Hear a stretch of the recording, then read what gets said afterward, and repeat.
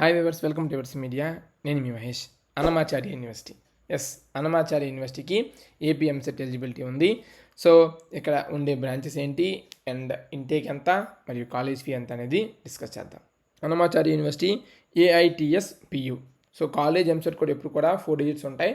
2 digits add అయినాయి అంటే చూసుకోండి, అది పియునా ఎస్ఎఫ్ఆ. ఎస్ఎఫ్ అంటే సెల్ఫ్ ఫైనాన్స్, వాటికి మీకు ఎలాంటి ఫీ రియంబర్స్మెంట్ అనేది రాదు. పియు ఉంటే ప్రైవేట్ యూనివర్సిటీ అంతా. ఇక కాలేజ్ అడ్రస్ ఇది. అండ్ అదేవిధంగా బోత్ బాయ్స్ అండ్ గర్ల్స్కి హాస్టల్స్ అనేవి అవైలబుల్గా ఉన్నాయి.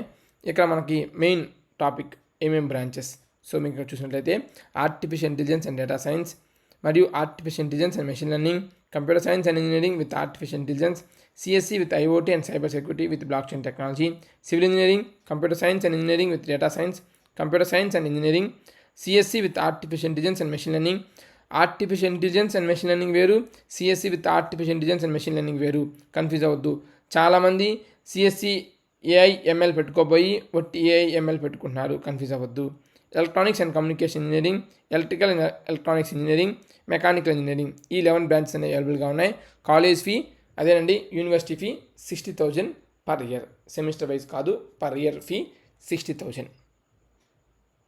ఓకేనా?